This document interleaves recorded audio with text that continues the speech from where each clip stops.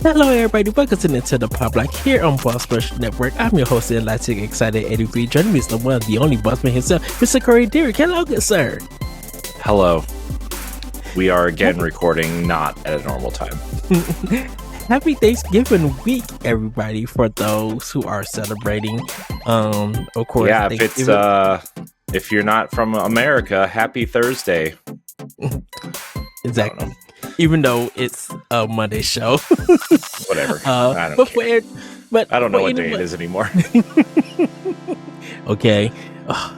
That was that like, no, that was in August. There was a week that I just did not know what the days were. I was just like, what is today?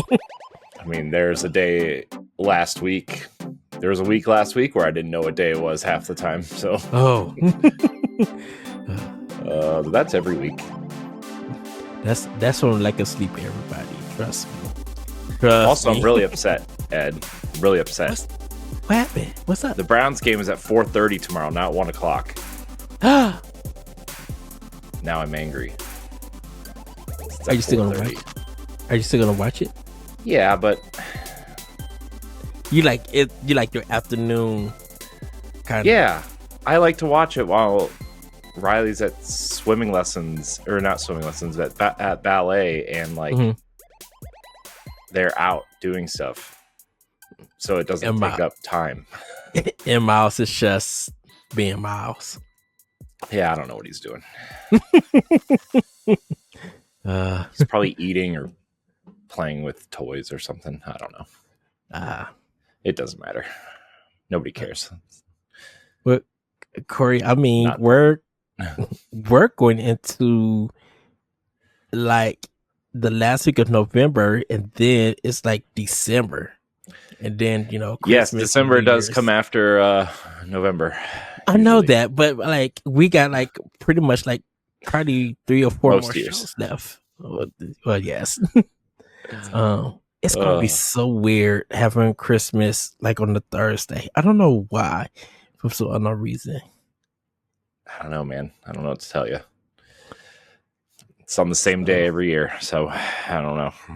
It's crazy how that happens. No, I mean that because like Christmas falls on the same day as like my birthday in a sense. Like if my birthday is like on a Wednesday, Christmas falls on that Wednesday, and then New Year's Day falls on that Wednesday. Which yeah. So it's gonna be interesting, I should say. But yeah, we're getting close to the end of the year. And of course, everybody know the Game Awards did their nominations, and they're happening again this year. Well, because like the joystick, I can't wait to see which non-indie game wins best indie game. I'm pretty sure every single one of them, except for one, has a major has some sort of publisher behind them. True. Like, yes.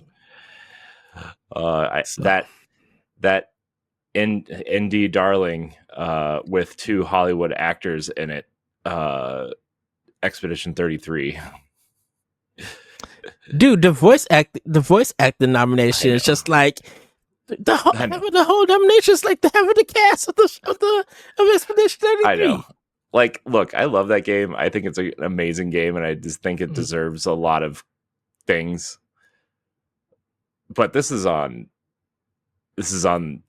this award show and the voters for not knowing what an indie game is. It's so ridiculous. I know you don't pay attention to the discourse, but so many people were so mad. They were just like, I'm thinking of like, oh, this is the God of War nonsense again, where people who play God of War want to get into the like narration of games and stuff. I'm like, narrative games has always been there. You guys just acting like this is the debut of it. So when it comes to like the RPGs this year, like there are no JRPGs, and everybody's acting like, and no disrespect or shade to Expedition 33, but it's just like, oh, this is the best story in role-playing game history. And I'm just like, this is nothing new or anything. This is just something probably new to you or new to people in this as an audience who is new to this genre and everything. Because I'm like, I mean, I thought the story was pretty amazing, but that's just me. and I'm working through the game. I'm going to admit that I'm working through the game. Ed hasn't finished it. He doesn't know all the story. But I'm going to say your comments below. Yell at Ed for not finishing the game. But I'm going to say, have you finished Act 1? No, I have not. Oh my gosh, you're not even. Don't. I'm working on it. No, I'm not saying. I'm not saying it in a bad way. Nope. I'm just saying. I'm literally just saying the discourse about it has been like, I guess themes and like JRPGs it's been around, but people are acting as like, it's not fair that for RPGs there are no JRPGs when there have been a lot of them. So people have been doing like going back in years and showing like Xenoblade Chronicles. What JRPGs came out this year? The 100 line something. That one was a really good one. I don't even know what that is. What else came out? There was like Trails of in the Sky, Chapter 1. Nobody played those. Like, but Cam Hawkins and like 3 other people played those. Shout out to Cam. But it's just like the JRPG genre, or I mean, they still consider it as RPGs and stuff, but they were just like the RPGs that came from Japan that really did some of this, that do these things, just didn't get acknowledged or nominated. And I think people got to realize that with the nominations for the Game Awards, like they go to the journalists, people who are in the industry, to make the list. And then they do their voting and then put it out for, us as gamers, as a community, to go out and vote and stuff. So, yeah, I'm looking at all the RPGs that came out this year.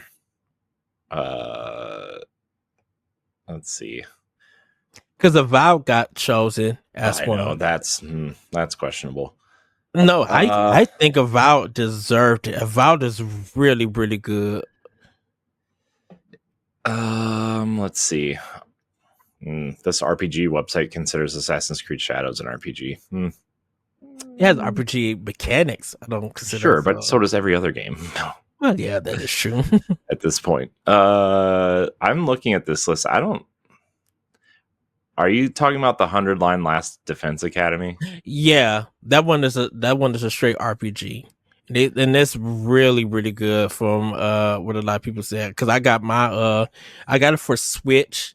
It's only on Switch and PC, I think. Yeah. I got the collector's edition and everything. Mm-hmm. And so I think it did enough sales to keep the company open, because they were just like, this was gonna be their last hurrah if they didn't sell a lot of copies, and people went out and bought the game and just like, yeah, this is really, really good. Yeah, I'm looking at this list of RPGs that came out this year, and I don't see anything that would replace anything on this list. That's notable. I mean, the Trails through Daybreak 2 came out this year, but I heard it was not as good as the other Trails games that are out. Mm-hmm. I know the Trails remake of the first game is out, but I don't know. I don't know if I would consider that like as a like new RPG in a sense, since it's like a remake in a sense. It's like essentially a new game. Like, it doesn't matter to me. It's just like, I don't see anything on here yet. I'm in October, by the way, that would replace anything here. That has, I know, like, there's a lot of Switch ports and Switch 2 ports this year, but they're games that have already been out, or they're remasters. Right. I know Demon School wouldn't make it because it just came out. This website sucks. I don't. They said Hyrule Warriors is a RPG. Get out of here. So yeah, that like I feel like the Musou games is like their own genre. It is its own genre. Well, I mean, it's an action game. I would put it in the action category. Yeah. I don't see anything here that would replace it. Would replace anything on this list, though. Like that's the thing. I mean, the only major RPGs, like, yeah, I don't see anything on here that would replace anything. It's just not a great year for RPGs, I guess. But like, I mean, an Octopath Traveler 0 isn't eligible this year. Yeah, Anything that comes out in December isn't eligible this year. Dragon Quest 1 and 2 came 3 out. was last year, right? Mm-hmm. Okay. Did that get no, that didn't get a nomination because it came out because it just came out. So yeah, it wouldn't have been chosen or anything. Yeah. Yeah, I kind of feel like there wasn't a lot of RPGs and everything because I think it's Tales of Grace's Elf remaster came out this year, I believe. No, it was the remaster was Tales of Exilius. Oh no, Tales of Grace's F came out in January. Okay. Xillia is the next one, and they just announced it's out. Tales of Exilia is out already. I still need to buy that one. Yeah, because they just announced Bergia, the other one, because ridiculous because it's been out. It's already out on play. I don't know. I mean, I know this is just to get it on Switch and Xbox, but like that's been out on PS4, which means it's playable on modern platforms technically, but whatever. Doesn't really matter. Yeah, because I think a lot of the Tales game was just really on PlayStation.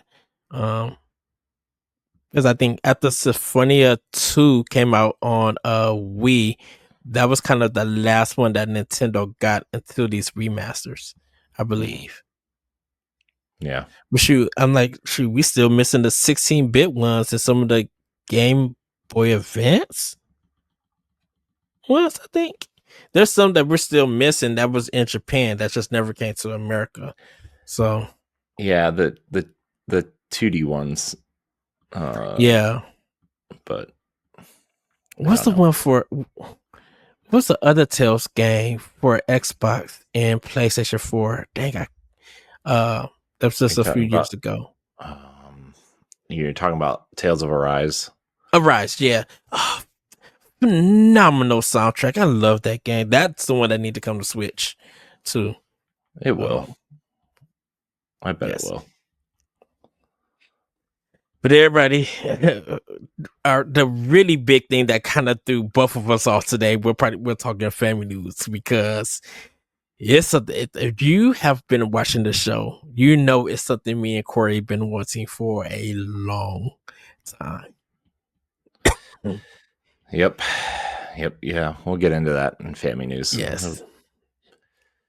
So, well, Corey, you want to get into Snacktendo? No, but I guess we will.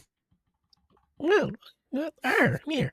Well, everybody, it's time for Snacktendo. Corey, what have you been snacking on? Well, nothing really. We got pizza tonight, which was good. I guess, but just Domino's. So it was fine. It was good. I actually had Domino's yesterday. I had the pepperoni and green peppers. You know, the one that they always use kind of like for their pictures and everything. I'm just like, you know what? Let me get some of this. And that's pretty good. Nice. So we have donuts upstairs too, but they're for tomorrow. You just like, I just want to sneak one of them. Nah, I don't know. You don't really do donuts a lot. I mean, I do. I don't know, man. It's been a weird week. I haven't hardly eaten at all this week. I've lost like 12 pounds this week for some reason. So that's whatever. It's fine. A good thing or a bad thing? I don't know. I don't really care, but Also, this is the latest I've stayed up all week too. So I've gone to you bed at mean, like 10:30 or 11 every night this week. how's that been feeling? I don't know. I don't feel any different. I'm still tired. I still want to go back to bed.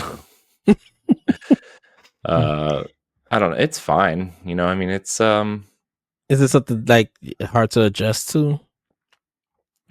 no, no. It's just I don't know. I just get up earlier now. I guess I'm not as tired when I wake up when the kids wake me up, but it's still I'm still tired.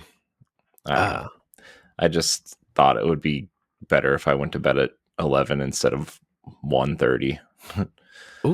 So I don't know. There's been a lot of stuff that's been late this week for podcasts and stuff, but whatever. I can't. I have to change how I'm doing things, or nothing's going to change. You know. I don't know. I'm just tired. I'm just tired. Well, is that everything, Corey? For Snacktendo, yeah. Yeah. Well, for me, everybody, I did try actually, yeah, 2 new drinks. So I don't know if I don't think I talked about it, but I didn't drink it until this week. So I did try the Red Bull Fuji apple and ginger. Really, really good. One that I do recommend. But I also tasted a monster called Bad Apple. It's one of their juice kind of flavors. It is a smoother drink. It doesn't have that apple juice taste, but you do taste apple in it. For flavor. So if you're thinking like Mott's apple juice mixed with that, the fizzle of Monster, it's not really that. It's a smoother drink. You could just like, not saying chug, but you could get some good sips in. You know, so this one I do recommend. I do recommend drinking it cold. I don't think you need a snack or anything with it. Just like if you feel thirsty or you feel like you need a boost, that's a good one to pick up. I just went to a gas station yesterday night, and I seen it and I'm like, oh, I never seen this one, so I give it a try. Also had a Mountain Dew, everybody. It's called Citrus Punch. At the same gas station. It's one that might be exclusive in our area to that gas station. It's called Casey's. And so I was just like, you know what, I'll give this a try. Really good. It's a really good one. You might think it's a orange kind of flavor, but it's really not. It kind of has a nice like Laffy Taffy kind of taste to it. In a sense, the monster the bad apple actually is a green apple flavor that tastes like the Jolly Ranchers, like the green apple Jolly Ranchers. So if you're used to that taste, it has that with a little mixture of the green apple Laffy Taffy from back in the day. Not now, because there's some Laffy Taffies that taste kind of different nowadays. So like, if I do recommend those drinks if you happen to see them at a gas station, because they're not in stores, in grocery stores. So, some of the new flavors of these energy drinks and regular drinks are kind of at these gas stations before they go to the stores and stuff. Still, the cranberry Sprite is one that I do recommend. This is just really good. And now, of course, Mr. Pibb is out, but I'm seeing more of the zero sugar. I'm not seeing the regular version of Mr. Pibb. So it's because nobody drinks Mr. Pibb, Ed. I mean, they just re-released it. So I guess it's like the people that drink Mellow Yellow instead of Mountain Dew. You know what I mean? It doesn't exist. I'm guilty for that. Oh my gosh, you're the worst. But you know what? I didn't start drinking Mellow Yellow till they actually brought it back into stores. Because they took Mellow Yellow out for a long time, because that's why everybody was getting Mountain Dew, because nobody had Mellow Yellow. You still can't get Mellow Yellow unless you go to the grocery store, or if you do the soda selections at like Burger King or sometimes Wendy's. That's literally the only way that you can get Mellow Yellow. So, well, good for Mellow Yellow. I still prefer Mountain Dew. Mellow Yellow just tastes weird. It's something, let me tell you. So, well, everybody, we're gonna get into play with power. Corey, have you been able to play anything with power? I've been playing a lot of Hyrule Warriors, if that counts. Same. Age of Imprisonment. I just got through the Gerudo Desert section. I don't really want to ruin anything because the story is actually like I'm more invested in this story than I have been in Zelda. And I was invested in Tears of the Kingdom, but like this one's like the story is like really good. Yeah, I'm just about to get there. I just fought in the forest. That little fly thing. I just defeated him, and now I'm about to get into the Gerudo Desert.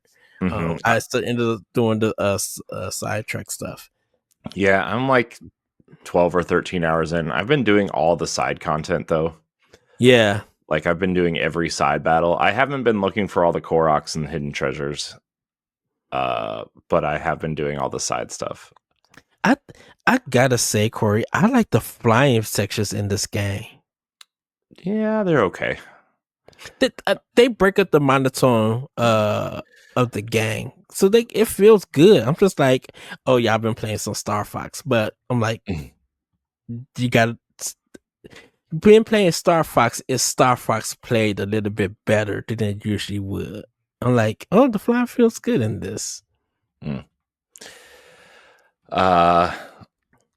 I really, it makes me, I mean, I said this last week, but it really makes me want like a full-on Zelda game with Zelda, but this Zelda. I don't want to leave this universe. I know the next game isn't going to be this, but I don't want to leave this Zelda universe like at all. I really love this universe. I do hope the next game is in this universe, just somewhere else, like another continent or something, but landmass, whatever. It just, I know we're not going to get it, and it makes me sad that this is kind of like the last hurrah with these characters, essentially.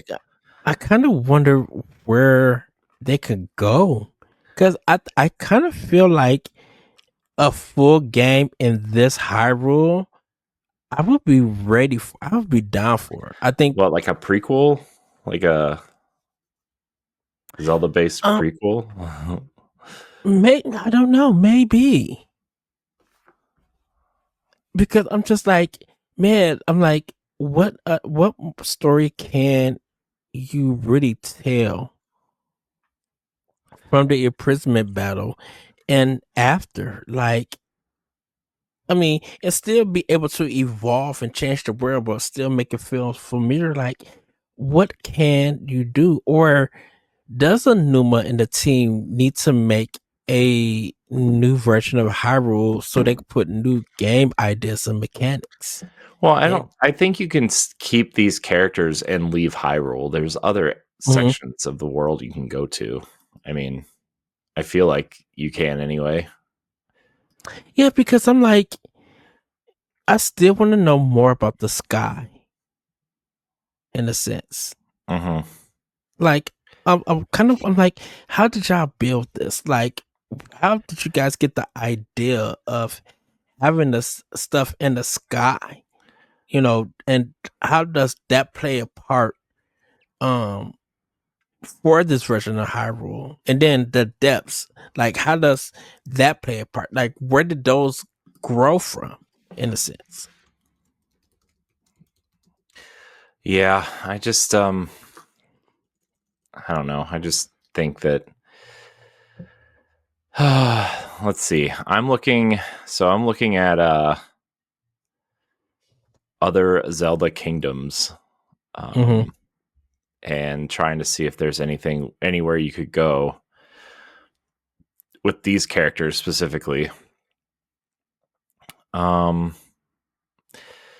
kingdoms and lands include Hytopia, the land of fashion-forward royalty, Labrina and Holdrum, which are featured in the Oracle games, New Hyrule, established by Tetra and her crew in Spirit Tracks. Some games also feature parallel worlds like Lorule and the Twilight Realm, which I don't think you would go with these characters, but I love Link Between Worlds. There's Termina and World of the Ocean King.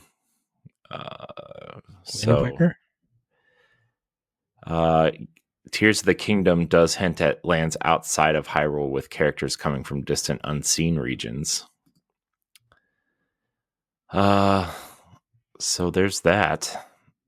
Skyloft. I guess you could kind of look for that, I guess. Mm-hmm. But we kind of have that a little bit already. So there's places you could go with these characters, right? I mean, yeah, or you can go somewhere new, right? I think it would be neat to see, like, what some of these other places would look like in this version, right? Especially like the lands from the Oracle games, or oh yes, some of these other places, right? But I don't know. Guess we'll find out. But I wonder, because Twilight Princess came to mind. I'd be like, dang, I wonder how do you expand Twilight Princess, or would anybody want that? Mm-hmm. Yep. I don't know. We'll see.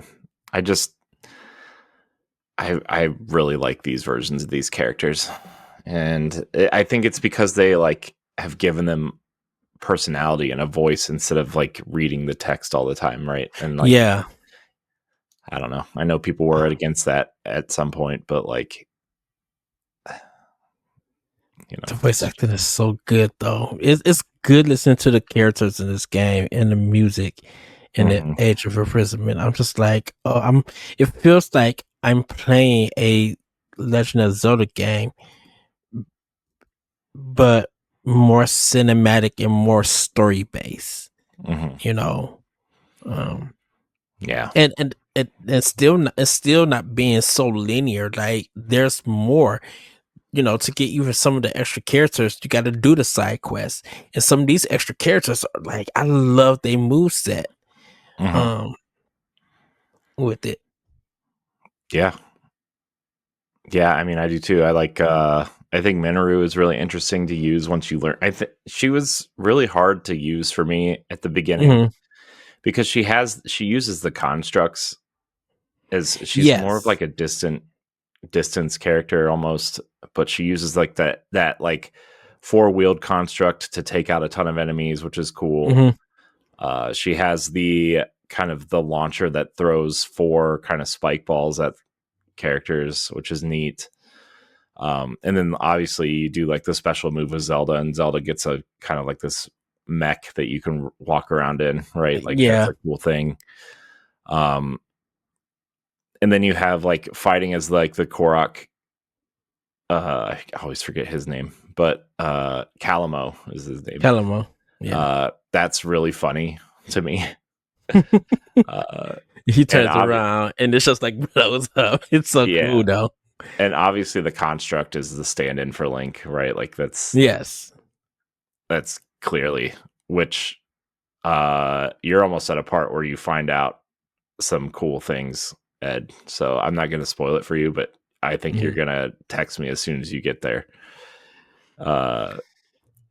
So because I know the one Gerudo captain that was betrayed by Ganon. I know she joins your crew. But that's not what I'm talking about.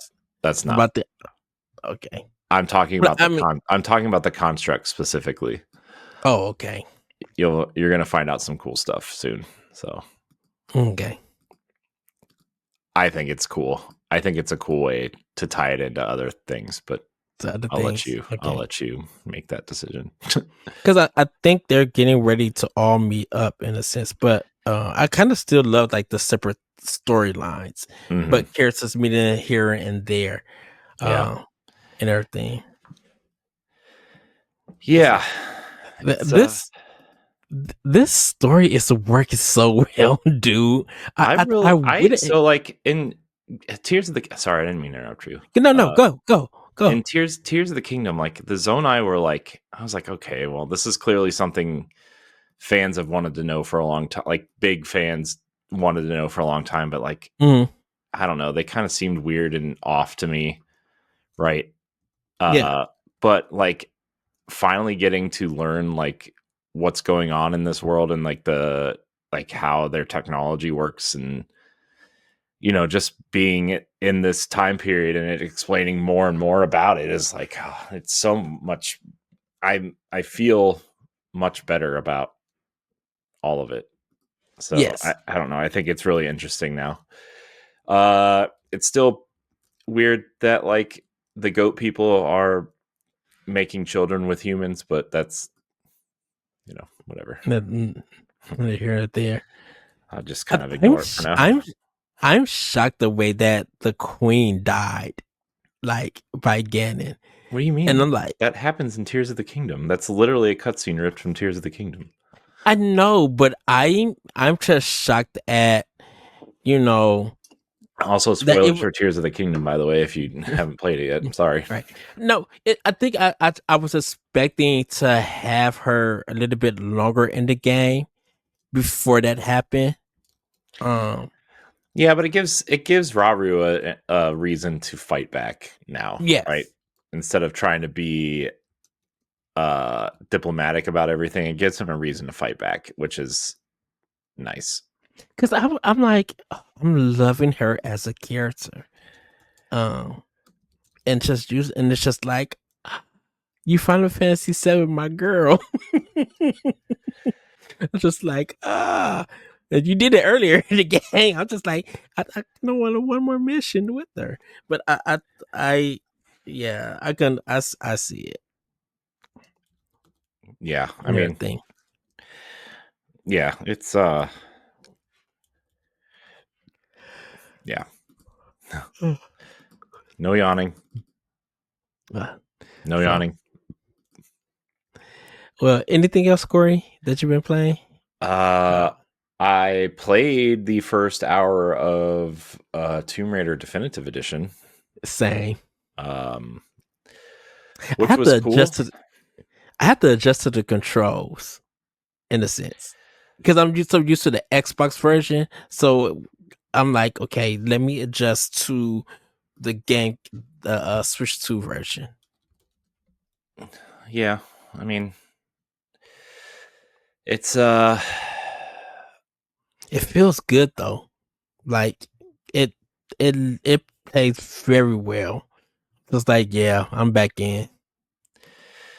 Yeah, it's I like it still. It looks like the Xbox 360 version. Honestly, like I still think the Xbox One version looks better. Although I could just be thinking of Rise and Shadow, which look exponentially better than this, right? Yes. But it's still cool that it's here, and it gives me hope that we're going to get the other two games. But it also makes me wonder if we're ever going to get the Legend trilogy, because I remember liking those games too. Right? Like I don't know, Legend was on GameCube, and then the other two were on Wii, right? Like if you're a Nintendo person. Yes. And then they were all on Xbox 360 and PS2 and 3. Yes. Hopefully Aspyr release. I wonder if that's going to be the trilogy they release next, and then they'll release these individually.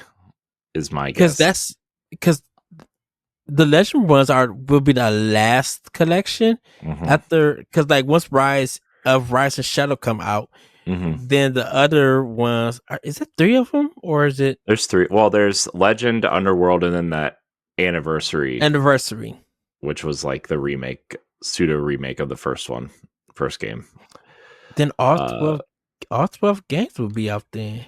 Well, the isometric ones are also on there too, right? So yeah, which are interesting but not great. But yeah, I mean, they're all going to be there eventually, it seems like, which is nice. yeah. That I'm super shocked because it's only out for Switch too. Because No, they have the other. It's on Switch One and Switch also. But yeah, I was thinking. I'm like, yeah. The new trilogy version, those are on Xbox One and PlayStation 4, and they also could be played on Series X. Yeah, Rise and PS5. Shadow both have Series X versions. So, yeah, that is true. Yeah, well, technically, Rise is the Xbox One X version, which is 4K 60. But okay, I always forget that Rise also got an Xbox 360 version. Remember that? Yes, which is the version I think we're going to get for Switch 2, which is fine. I mean, those games are fun and it doesn't matter, but because like Rise was only exclusive to Xbox 360 and One, because that was a time Fallout 4 came out and everybody was they released it on the same day. Great marketing by Microsoft again. but that and Ori was the reason that I got an Xbox One. Because once I realized Rise was coming to Xbox, I'm like, oh, I gotta have this. I'm like, there's no way I'm not going to be playing this game at the time of release. And love Rise. It's still a battle between Rise and Shadow, but I feel like Rise takes number one, Shadow takes two. Yeah, I'm the other way around, but they're still both like, it's like 1A and 1B. It could be either one depending on the mood you're in, honestly.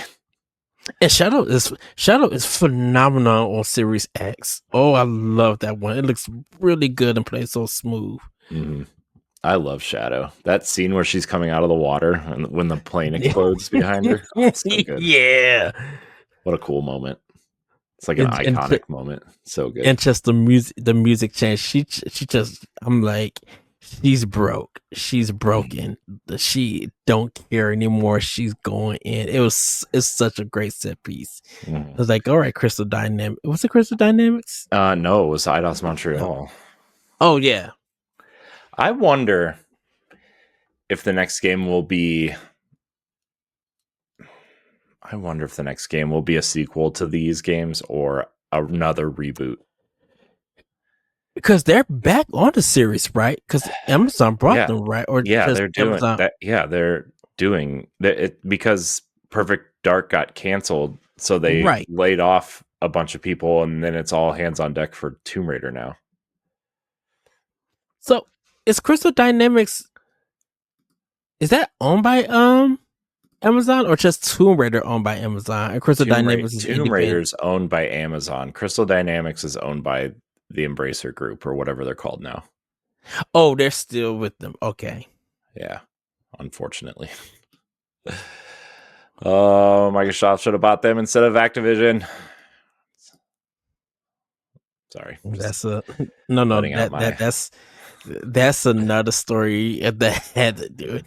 We talked about it, Corey, that Sony don't feel like Bungie is delivering. Activision and like the ZeniMax is not delivering. And it's just like, wow, y'all brought these companies.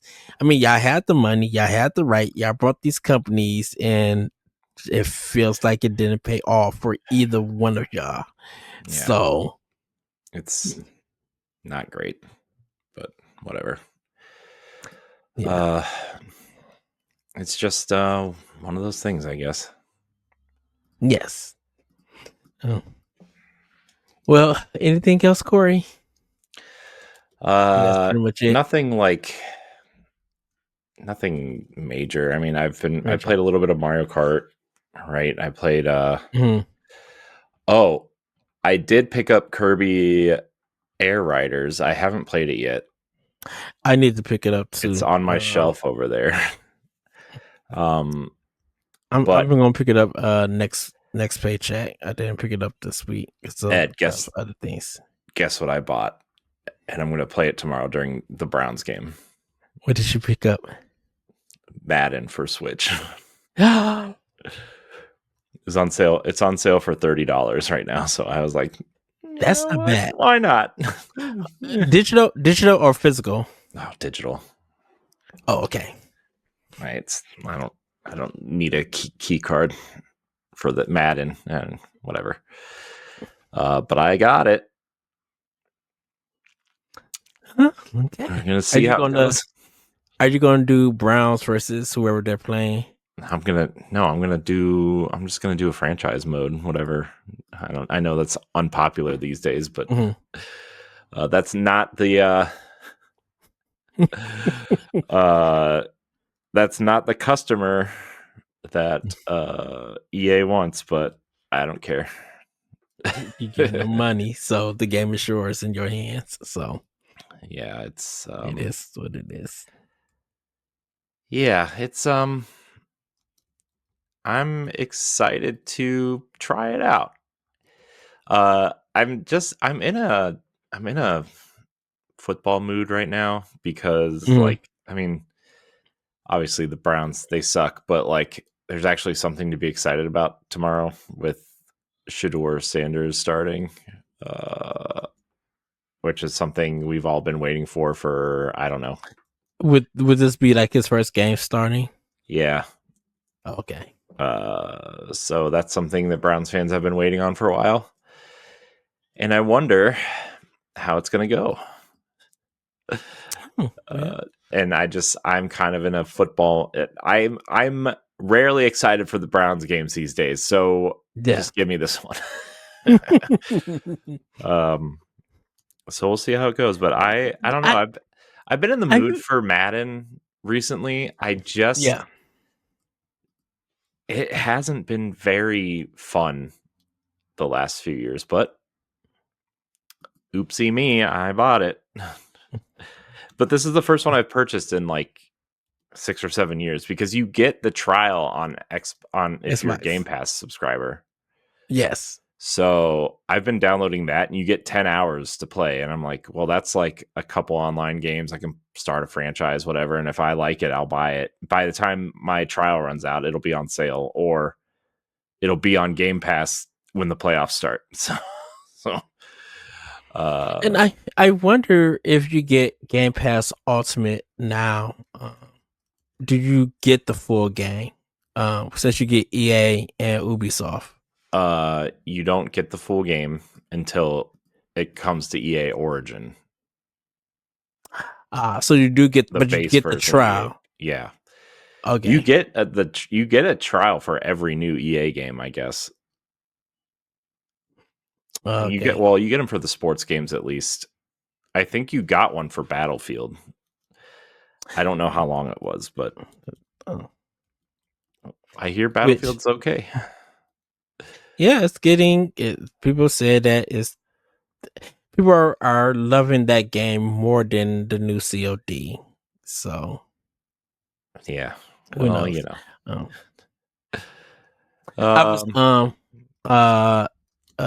Velgar. Goodness, what is EA? Dang that bit. Dragon Age. BioWare? Dragon Age. Yeah, Dragon Age. Velgar. They got the game like for $9.99. I think at Best Buy still. I was just like, please, people go buy this game because it's so good. I can't believe they didn't put it. I mean, I can because it's EA, but I can't believe they didn't put it on Switch at launch. I feel like that would have been a perfect Switch 2 game. Oh, I would have definitely spent another $60, $70 just to get it on Switch. I mean, like, I'm not a big Dragon Age fan, but I would have put it there. I would have played it there probably. Just because I like to play RPGs on the Switch because I have more. Theoretically, I have more wiggle room to play those, right? But I don't know, man. I feel like they should have done that. Why didn't they do that? I don't know. And I think it would have got more sales because I'm like, of course, you got like Cyberpunk and stuff, but I'm just like, no, Velgar is really good, and I think that would have got more sales and more recognition because, once again, Switch and Switch 2 is kind of like right now the big home for RPGs, and Yeah. it has a better chance of succeeding on that system. Yeah. Uh, It just bothers me, man. I feel like, I mean, I don't care if the game's good or not. I don't care about the stuff surrounding. I don't know. I feel like it deserved another shot. I feel like it just, I don't know, man. uh, I yeah, I feel like some of EA's past catalogs would do so much better on Switch 2, so much recognition because that not only helps build a library. I think people now, as they are, you know, more experienced with getting games, I feel like they are more willing to try a lot of stuff that comes to Nintendo Switch. Mm-hmm. And like help sales and recognition of the game. Because definitely, like, if it helps, that's going to make the game more popular. And then it'd be like, okay, we may want to release this or, push a marketing thing to be like, hey, we got this game out, but you can also play it here. Or if you want to play it on our Origin, you could, play it here by subscribing. Mm-hmm. Like there's ways to, like, I think just like take advantage of it. Mm-hmm. Yeah, I mean, look how well Cyberpunk did. In like some of these other games, right? Like Yakuza is done very well on Switch. Yeah, I don't know how well Zero sold though. Like, I feel like some of the older ones aren't going to do as well at this point because they've been re-released so many times. But it's, I don't know. It's whatever. I think Sega is willing to bring the whole series over, even because, like, man, Judgment and the second game, those are really great games that would definitely do well on the Switch. Because I beat them on Xbox, and man, they are so good. I mean, yeah, they are detective games, but they also play like the old school Yakuza games. And it feels just really good, and there's just so much side stuff that people could do. Yeah. So yeah, I mean, I'm more inclined to play Yakuza now too because it's on Switch too. Yeah. I've been wanting to. It's just, I don't know. There's no time, and there's so many of them, and makes me sad. There's so many of them. Why are there so many of them? Yeah. Well, I still got to play. Well, I still got to beat 0, and I got to beat 6. I did everything from 1 to 5. On Series X. I mean, I beat some of these on PS2 and PS3 when they originally came out, but doing my Yakuza run, I got most of them. So 0 and 6 I need to beat. I did both Judgments, and both Like a Dragons are finished. So once I beat 0 and 6, I'll be caught up with everything. Well, I'll get into our show and tell stuff with our pickups later, because I did pick up a particular Yakuza game. Nice. So nice. So, well, Corey, if that's all, I've been playing also Age of Imprisonment and Tomb Raider. I also been playing Octopath Traveler and Expedition 33. I've been still grinding a little bit in that game. For that. But I did beat Absalom. It's the road like beat 'em up game. I'm gonna say this. I didn't beat it in its natural way. There's some things I cut off and added on. So I did it where I can't lose energy, did infinite health, and I just ran through the whole game because I'm like, of course, being it in this normal way, you would have got the same ending if you just beat it in this kind of fashion, and the options was there. So I was just like, I just want to see what this game leads me to and stuff. So I beat it multiple times that way, and just like, okay, I get the gist of it. There's two endings, and that's it. So I'm like, nothing is lost. There is side quests and stuff that I still need to finish, which I could go in and finish and stuff. But I have fun with it. It's a nice beat 'em up. And yeah, like I said, it does have a roguelike kind of feel to it, but um, you could really just play it almost as a beat 'em up and just like go through the game without with removing the roguelike feel to it and just play it as like a full game that you just want to get through without having no problems of dying or something. They put that option in, and it once you beat it, you can say that you beat the game. It's up to you on how you want to play the game. So yeah. Nice. Yeah, so like I said, Octopath Traveler 1, I'm making moves in, and Expedition 33, I'm making moves in with that. So that's pretty much all that I've been playing. But I'm gonna get into my show and tell, Corey, first. Unless you need to go get something for show and tell or anything. No, I don't have anything really to show. All right. So I kind of did my Black Friday shopping a little bit earlier, everybody. And I spent about $400 in total. But I got a lot of great games and stuff. Some of them I'm putting them back because I already had. So I did get a 512 gigabyte express card. It was like $89.99 at Best Buy.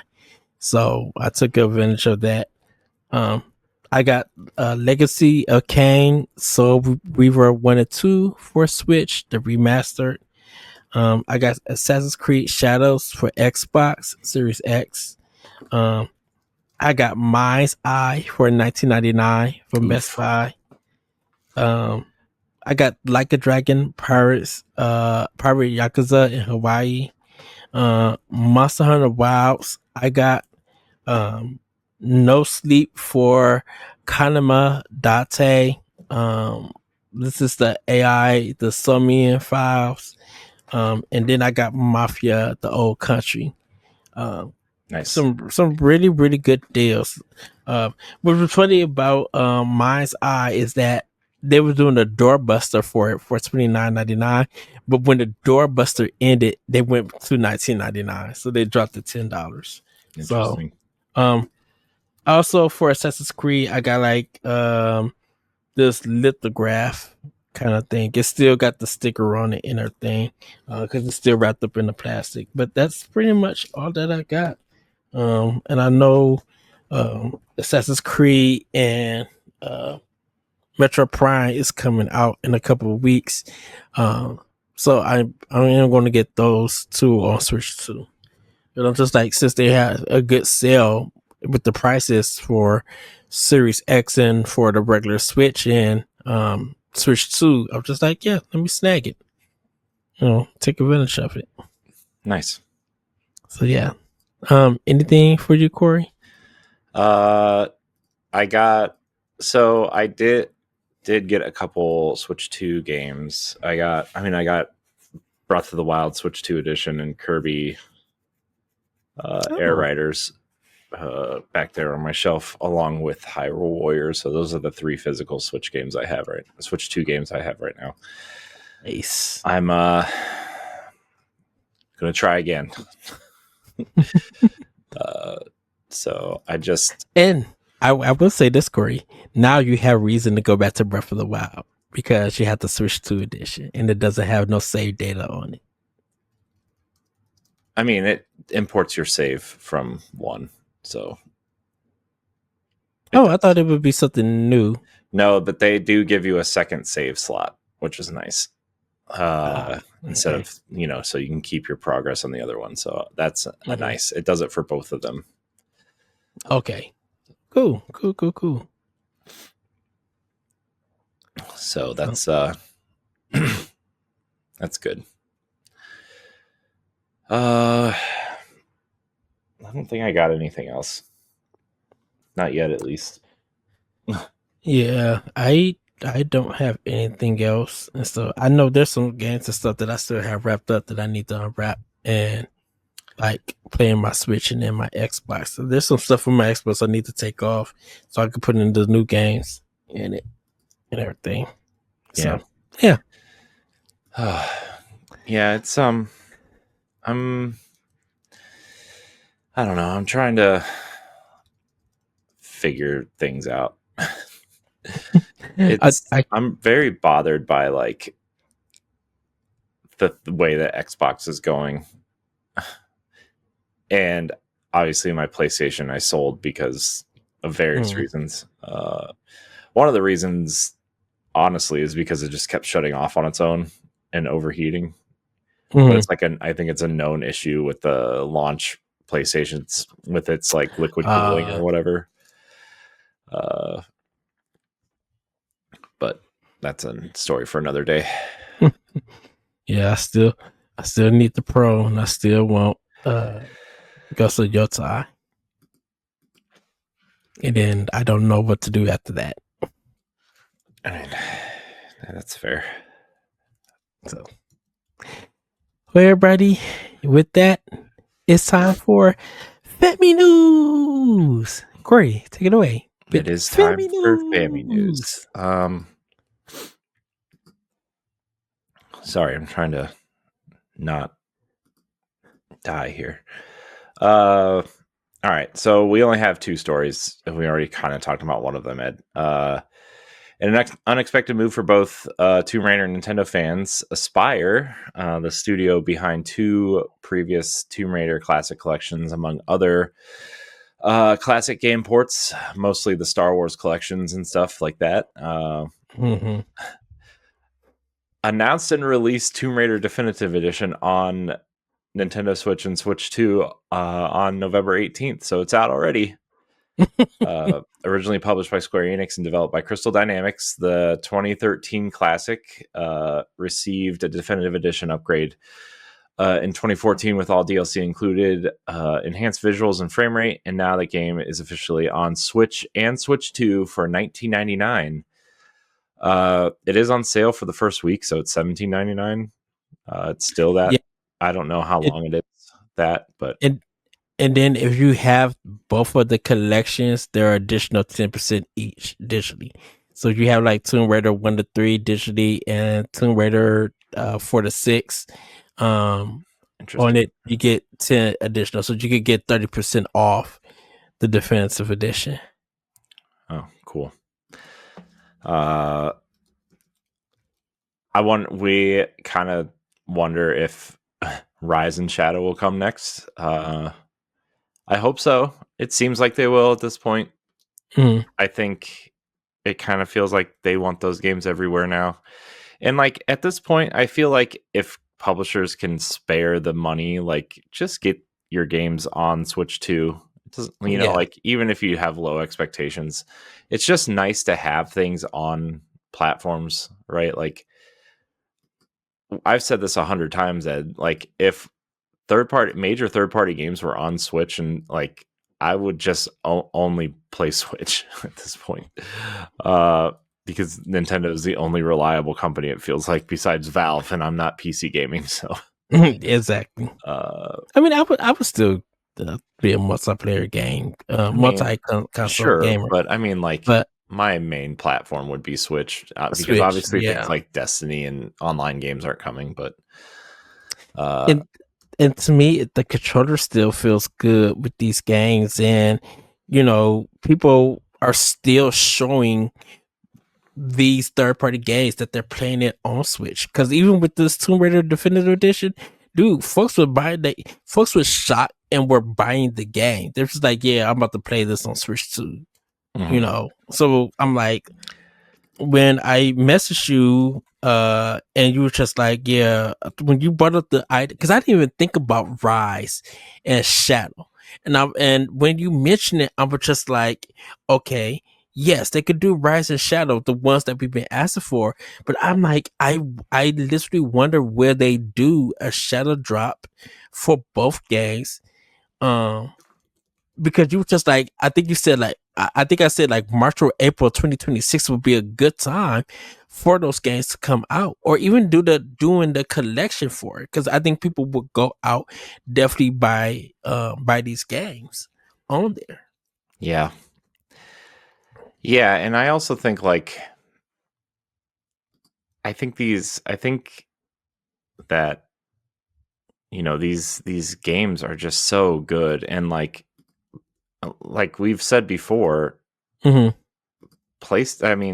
Xbox and Nintendo don't really have games like this. Obviously, PlayStation has Uncharted, right? But like, Right.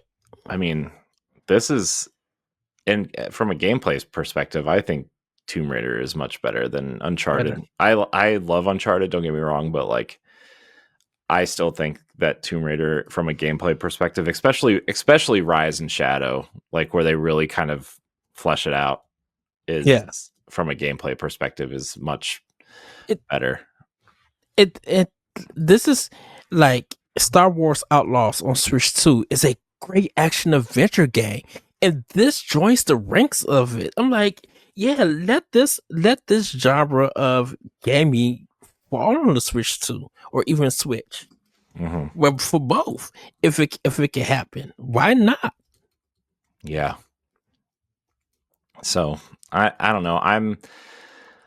I think we're gonna see more and more games, like not necessarily from Crystal Dynamics or like Mhm. whatever. I think we're gonna see more older third party games make their way over now, like in a major way. And if they do it at a reasonable price, because 19.99, that's a good price, dude. Really good price. Yeah, I mean they're not. I mean, I would have probably paid 30 or 40 for this game. I think it's that good, but You that's know, I like this as an introductory price. I think I would pay 30 or 40 for Rise and Shadow. yeah. To me though, I don't know if you can go that high at this point because you can already get the entire trilogy and all the DLC for Mm, for, for for like $60. 60. But I mean, it's Or, also on sale for $20 all the time. The whole trilogy on other platforms. So I yeah. don't know if you can really go that high, but it is.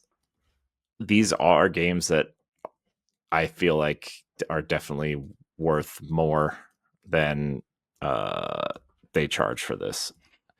And I think this is a series that people will double dip. Definitely if they are Tomb Raider fans. I mean, this is the I fourth think time definitely I've do. brought this game, so and then I got it for free on Steam for some reason, so I own Oh it wow. 5 different places. So I own the original on Xbox One. I own Definitive. I think on Xbox One. I own it on PlayStation 4, and now I own it on Switch, because I know I own Rise on Xbox and PlayStation, and I only own Shadow on Xbox. I don't have Shadow on PlayStation 4. But I will buy like Rise and Shadow on Switch too. Yeah, these are games worth having. So if you um, have a chance to, if you have some money burning a hole in your pocket because there's not enough to play right now, Mhm. uh, And there's a lot of to do in these games. Just yeah, 100% it. yeah. So just yeah, it's worth playing. So check it out. It's great. I love it. Hmm. Uh, all right. I guess we'll move on to this next story, Ed. On Tuesday, the nominees for the Game Awards were announced, with Donkey Kong Bonanza earning a spot among the 6 Game of the Year contenders. Clair Obscur Expedition 33 leads the nominations with 12 total, while Mario Kart World received 2. The show will air on December 11th. This is quite the it's quite the list. I don't know. We were talking about it before we started recording, and I just really feel like a lot of this is just a waste of time. I don't know. I want to like the Game Awards a lot. I think Jeff Keighley really rallies for these things, right? Like, I think, let me back up a little bit. The way the Game Awards shake out, I feel like are not necessarily Jeff's fault, right? Like because like I was listening to, who was I listening? I think Jeff Gersman was talking about this. Like, when they send ballots out, they ask people to nominate games. They don't just have a list of games for you to vote for. Like, they ask for games to nominate. And so, like, this is on the press not knowing what certain terms mean, or like, not know, like, especially like niche games don't get nominated because not everybody played them. Right. So, we were talking about the 100 line Defense Academy or whatever it's called. Yeah. And like, a lot of people thought that might be the best RPG of the year, but like, nobody in the mainstream press played it. It's such a niche game, and so like, it wasn't nominated for best RPG. And then like, you go to games for impact, right? I mean, there's some interesting ones here, but like, none of them,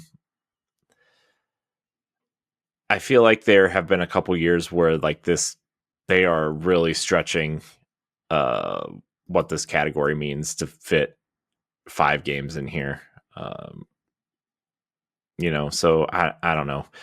And then also, like, we're talking about best debut indie game. Like, Expedition 33 should not be in here. It is not an indie game. Or it's also nominated for best indie game. It's not an indie game.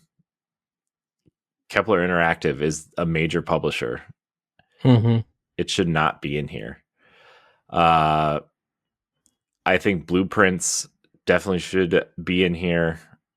I mean, Ball Pit is published by Devolver Digital.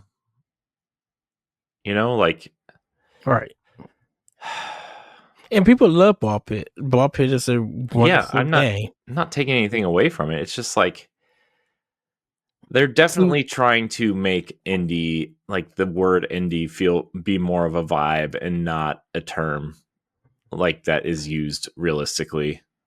Right. Because if you are like, I get that, but there needs to be a word for that, right? Like, independent is a small team with no developer, in my opinion.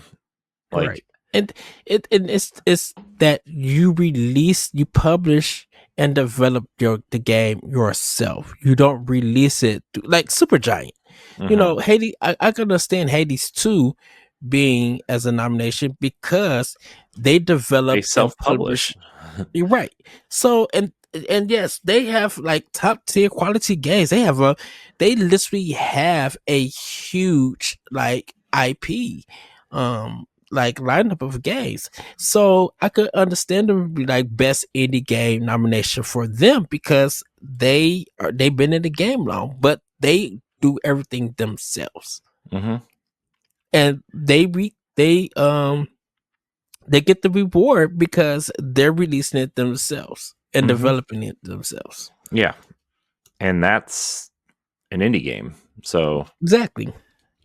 When Mean and the Hollower comes out, that's an indie game, right? Like, I know that Yacht Club does publishing for other games, but like, Yacht Club is still indie though, and they publish their own games. They're an indie team. I mean, their whole studio is like 20 people, right? If that. So I don't know, man. I don't know, man. But I do want to talk about some of these. I don't want to go through every single one. Mm-hmm. But let's start with game of the year, real quick. Clair Obscur Expedition 33, Death Stranding 2 On the Beach, Donkey Kong Bananza, Hades 2, Hollow Knight Silk Song, and Kingdom Come Deliverance 2 are the nominees.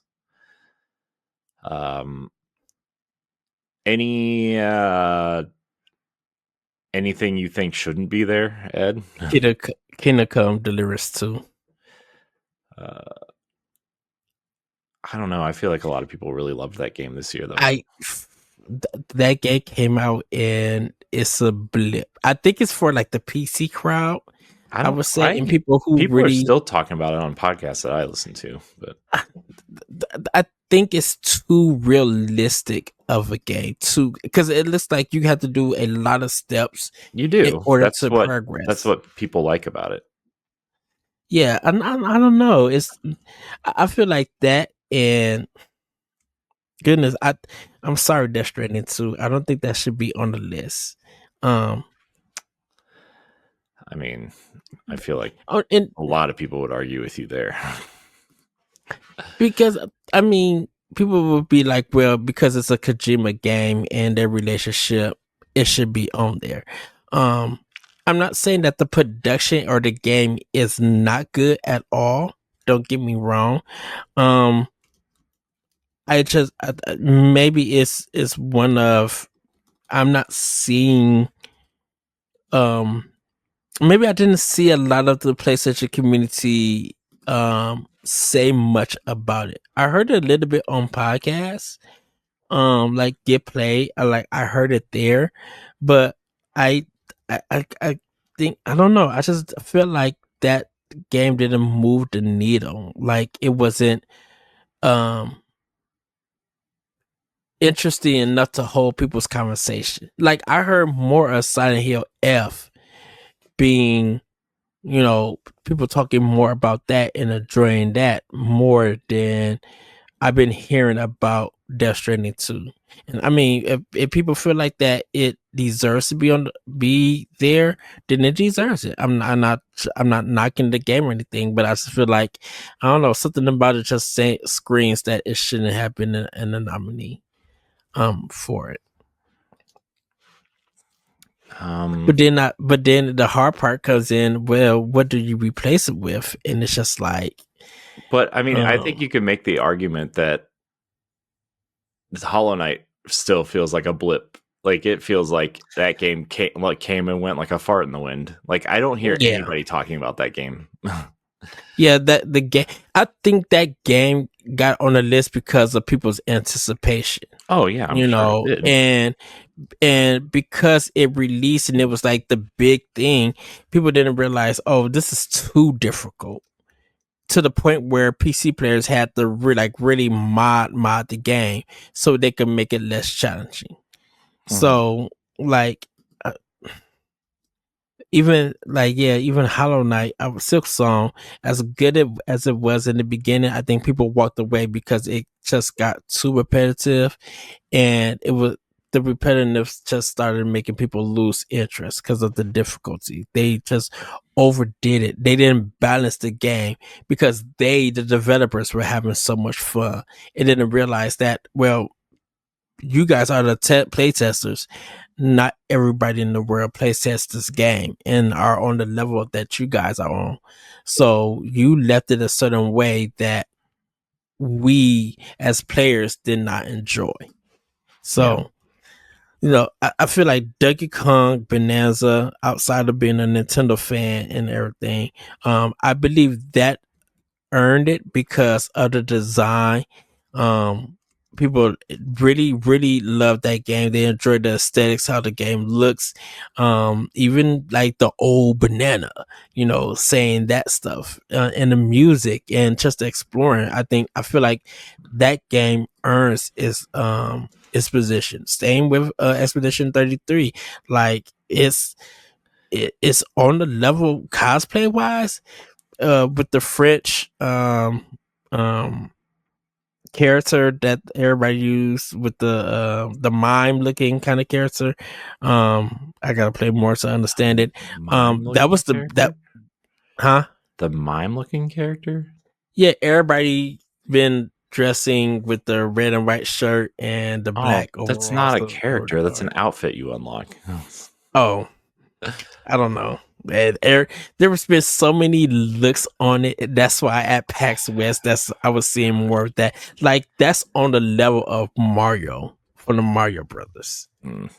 You know, because that's what the cosplay I was seeing. But you know, the story, the music, the gameplay, like the emotion, like I said, the emotional connection that the game had for a lot of people, they came away with that. So it put it into the game of year nomination like that. I feel like those two games earned it. You know, if people feel like Death Stranding 2 earned it, then yes. But I'm just like, man, trying to replace those other games. Like, personally, for me, I would have put Avowed up there because I'm like, I love the gameplay of Avowed, the story, the character decisions. I feel like that was another game that came and went too. It did, but I think it's one of the best Series X games that came out this year. Well, And the bar's not you know, very high. but I feel like with Series X, and I'm like, I know, like I said, this is Nintendo podcast. I'm like, man, Hellblade 2 to Avowed. It's just like, yeah, this is top tier Microsoft. This is top tier Xbox for me, personally.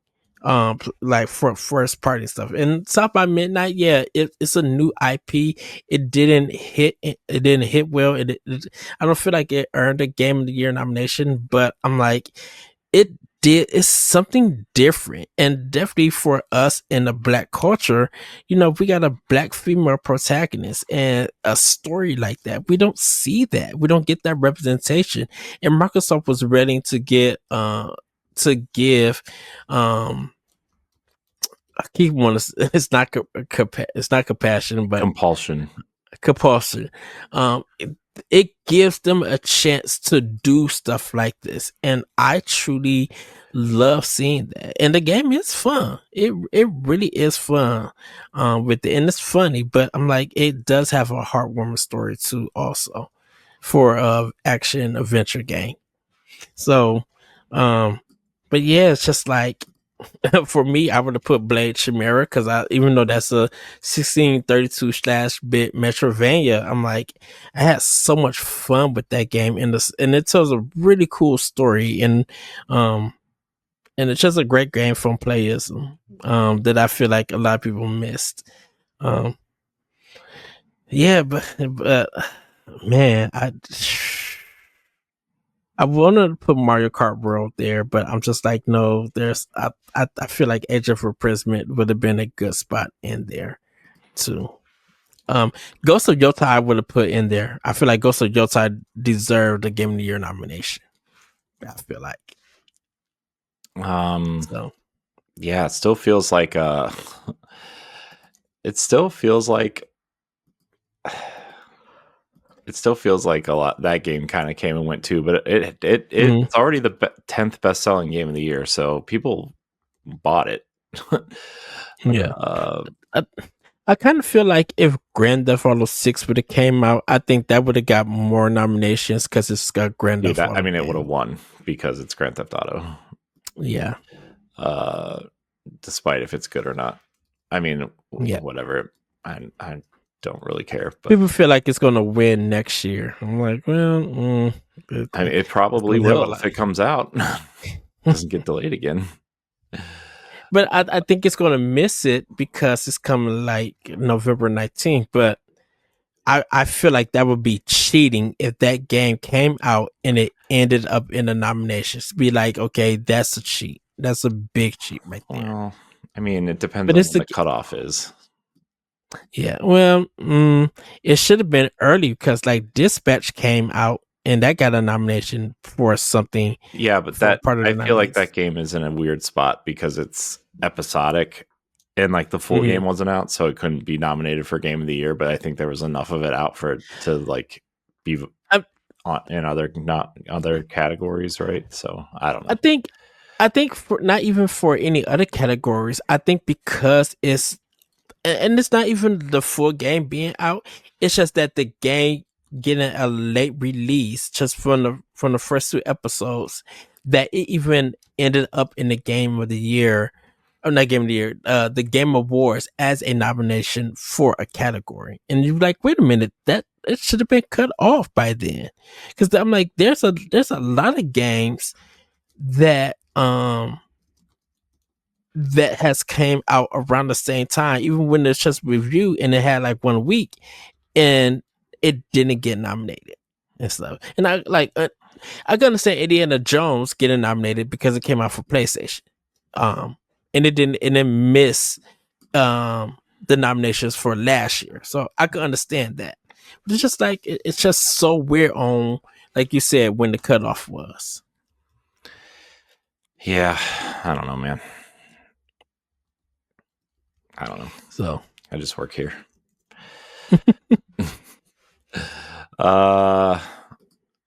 Let's see. I don't know. Are there any other categories you want to look at? I mean, let's see. Best art direction. We have the same games again. Clair Obscur, Expedition 33, Death Stranding, Ghost of Yotai, Hades 2, Yotai. I don't know which one it is. Hollow Knight, Silk Song. I would give art direction definitely to Death Stranding 2. That art design looks impressive. I would give it to Kojima. I would give it to Expedition 33. You'll see someday. Maybe. Probably not. It'll take you 5 years to beat this, like Breath of the Wild. No. Hey, I will work on Expedition 33 more. I would get past the first act. I don't think you will. Look, I'm still trying to wait for you to get onto Xenoblade Chronicles 3. And I haven't even beaten Xenoblade Chronicles 1, Ed, so it wouldn't even matter. Look, you're still trying to get through Final Fantasy 7. Am I? I said that's why I used the word try. I feel like that ship has sailed 3 or 4 separate times. I don't even know what's going on right now in that game. Oh well. It's fine. I'll get to it someday. It'll be my I don't know. All right, what was I doing now? Okay. Hold on. I'm here. Where's the Game Awards tab? Here it is. Best performance. There are 3 actors in here from Clair Obscur Expedition 33. We have Ben Starr for Expedition 33. We have Charlie Cox for Expedition 33. Erika Ishii from Ghost of Yotai.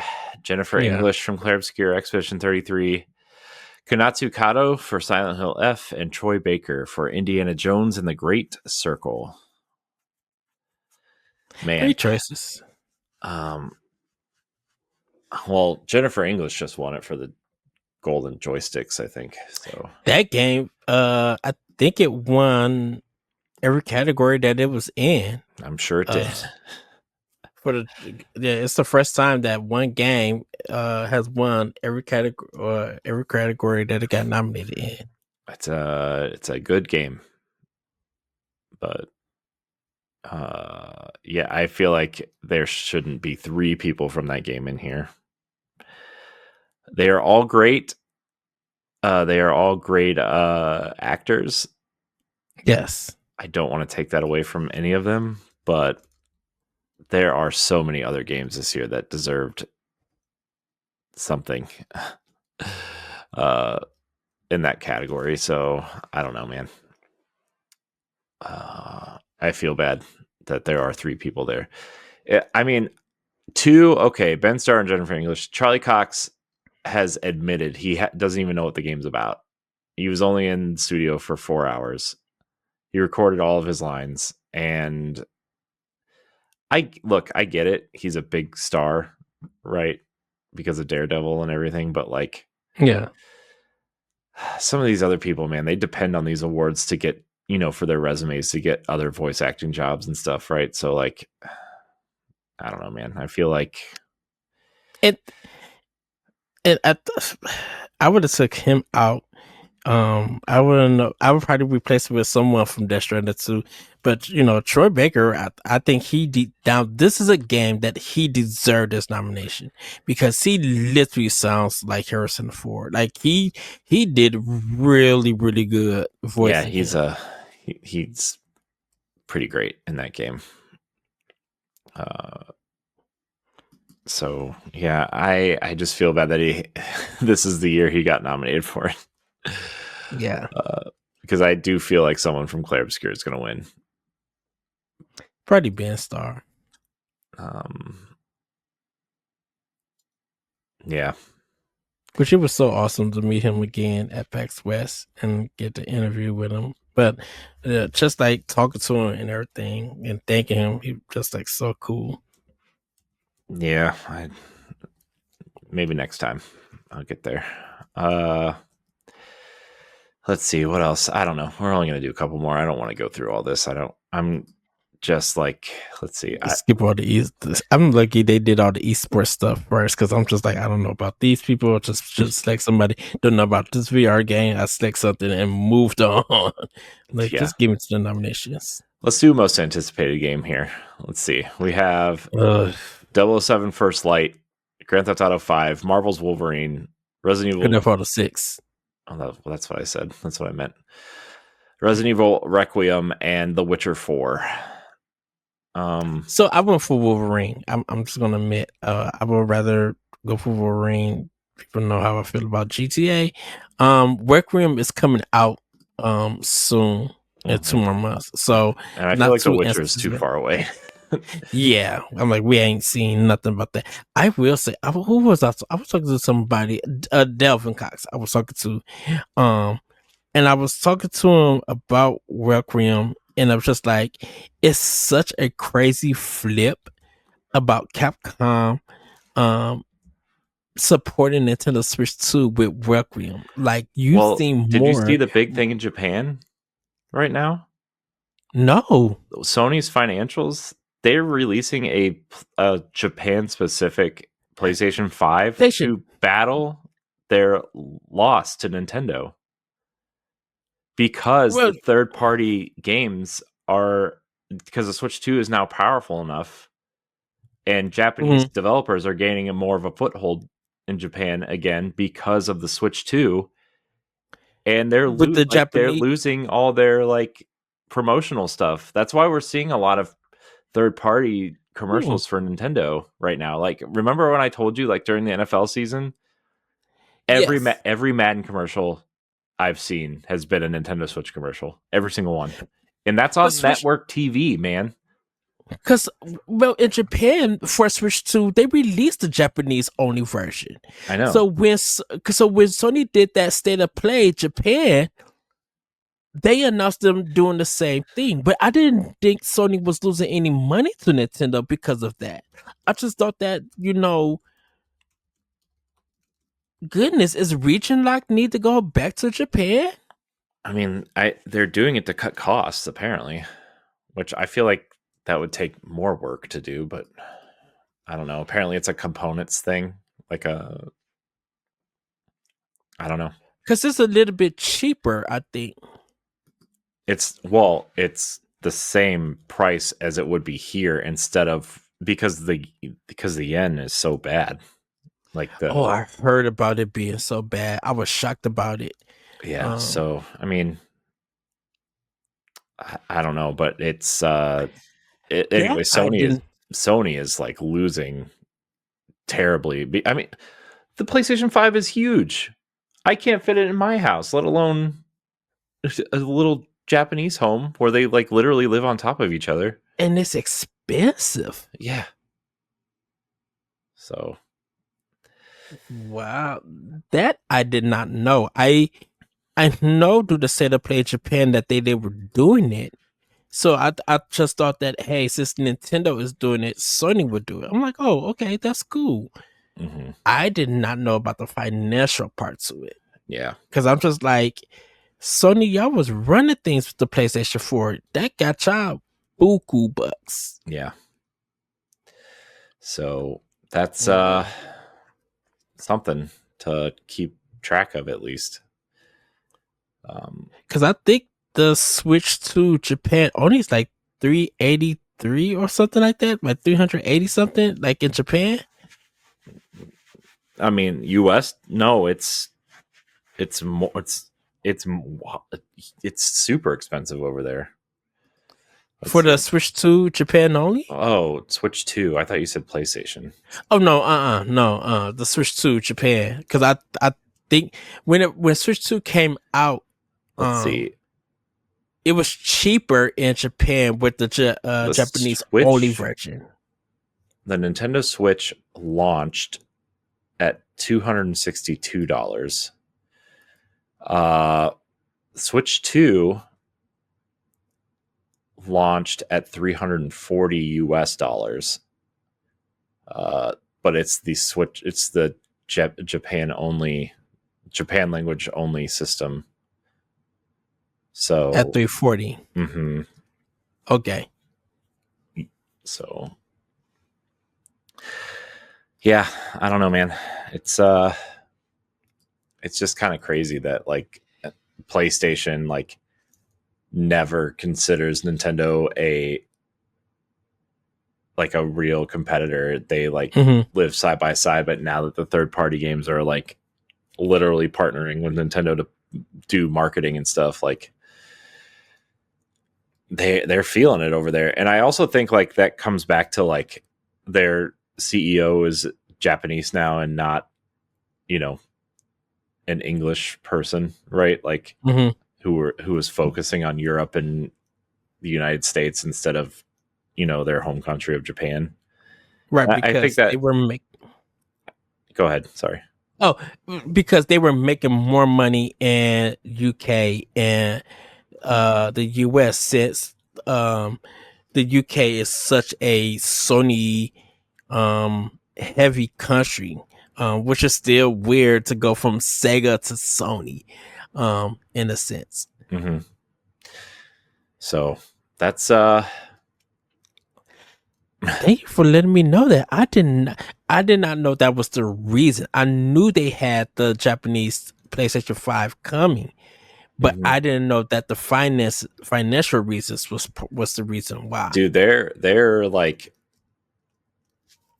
their sales over there have essentially have tanked. They've been terrible the last year. Like all the sales that they report are basically here, Canada, and Europe, essentially. So maybe that's why what's the magazine in Japan? Fami something. Famitsu. Yeah. Maybe that's why their reporting on the system has been more just switched to heavy bass, and then the regular Switch being like number 2 or number 3. And then it'll be Sony and Xbox and stuff like that. Yeah. Interesting. Yep. That's PlayStation's financials. So if you want to check that out, you should do that. Anyways, what were we talking about now? Most anticipated game, right? Okay. Yeah, I mean, I think out of this list, mine would be Wolverine. Look, I'm excited to play 007, but like, I'll play it when I play it. I'm not like dying to play it. Yeah. The Witcher 4 is way too far away, in my opinion. I don't care about Grand Theft Auto 6, really. I've been seeing more because it's the gameplay, and I need to see much more of it than just pretty graphics and stuff. But like, I don't know. I think Resident Evil Requiem looks great. I just don't like horror games, but I will do my best to play it. I think that's I think I'm gonna pick it up for Switch 2 and play it. I still have got Village that I need to try. But yeah. Sorry, I'm doing this. All right. Side note before we go into Pack Watch. I know Hitman Assassin is gonna have Eminem versus Shady. Yeah, I saw that because of the preview thing. That Hitman game isn't on Switch, right? It's just the one that's on Xbox. That one is okay. They're I didn't know which. No, it's the World of Assassination. It's the whole thing. Okay, I didn't know which Hitman's was on Switch 2. Yeah, Hitman World of Assassination is on Switch 2. Hitman Blood Money and Absolution are on Switch 1. Okay. But yes, that Eminem thing is going to be a part of the Switch version as well. Okay. In case you cared. I watched the preview partner one. It's just like, yeah. Let's talk about this best family game, since this is where Nintendo games are usually sitting. Only 2 games from Nintendo in this category. Donkey Kong Bananza, Lego Party, which is essentially Mario Party but with Legos, Lego Voyagers, Mario Kart World, Sonic Racing Cross Worlds, and Split Fiction. Not sure if Split Fiction is a family game, but right. I don't know. I feel like Mario Kart's got this in the bag, gonna be honest with you. Even though some people feel like Cross Worlds is better than Mario Kart World. Yeah, but I think that's just like a cool kid thing. I think it's cool to like Sonic again instead of crap all over him, right? I feel like Bananza is gonna win this category. I think World would do probably better in the racing game category. Now, if Nintendo don't win anything, I would just be shocked and be like, "Oh, okay." Yeah. I mean, I feel like if Nintendo doesn't win anything at the Game Awards, what are we losing? People still picked up those games. They still love them. They're still gonna sell. They're still gonna be more memorable than anything else. Yeah. So I don't know. I just feel like Mario Kart kind of has it just because it's a multiplayer game. Mm-hmm. But that's whatever. And it's really fun. That game is really, really fun. Yeah, I mean, I still think 8 is better, but that's just my own opinion. It's a great game. I just like I like the 8 better. So yeah. All right. Mario Kart World did help 8 get even more sales and still climb. That's crazy, dude. When a sequel is having your predecessor still make money. Insane. Yeah. All right, Ed, let's get into Pack Watch. Pack Watch. Here are the games that you can play on your Nintendo Switch right now, and Switch 2. Bubble Bobble Sugar Dungeons. Bub the Bubble Blowing Dragon goes on an adventure through sweet dungeons that change every time. Blow bubbles to catch bullies. Use your horns and spikes to burst the bubbles and beat them. Bubbles can be carried by the wind, and you can get to high places by riding bubbles. Jeez, enough in the bubbles. A lot in here. Collect treasures in dungeons that change every time you step inside and conquer huge castles. Collecting treasures will strengthen Bub's abilities and skills. Get stronger along with Bub and explore the depths of treat-filled dungeons. It's quite the explanation. Bubble Symphony is coming. Another Bubble Bobble. A port of 1997 home console version of the action game Bubble Symphony, which originally appeared in arcades in 1994. Choose from 4 characters with each with different abilities and play in 2-player co-op mode. You can also enjoy a variety of worlds by choosing a course from the doors that appear after clearing each world. Characters and worlds from other Taito titles appear as well. Defeat enemies, collect hidden items to solve puzzles, and aim for a true ending. And last but not least, new P-Cross game. Wouldn't be a Nintendo console without P-Cross, right? There were what 37 of them on the Switch One. To tell you the truth, I think it is. P-Cross S Capcom SNK collection is coming on the 27th. Numerous nostalgic scenes from Capcom games, from 8-bit action and shooting games to 16-bit beat-em-ups and the original fighting game, are available to discover as pixel art illustrations. For SNK, 50 titles are included, from arcade heroes of the past to iconic Neo Geo characters whose 100 mega shock impact can still be felt in the modern day. So I put them together because they're two separate ones. It's Picross S Capcom, and then Picross S SNK and Neo Geo. Don't know why they named it that, but I'm just like, combine this together. It's the same thing, just different companies. Yeah. All right. Here are some of the updates happening this week. Bandai Namco's Shadow Labyrinth version 1.1.0 update is now live on most platforms, including Switch and Switch 2. This adds an easier explorer mode, broad balance tweaks, major maze revisions, mini puck control improvements, and numerous fixes aimed at enhancing overall gameplay. Nintendo has updated its Japan-only Hello Mario app to version 1.0.2, adding a parental warning screen and improved controller stability in TV and tabletop mode as part of its ongoing My Mario family-focused campaign. Nintendo has also launched the free Hello Yoshi app for Switch and mobile, an interactive kid-friendly companion to Hello Mario.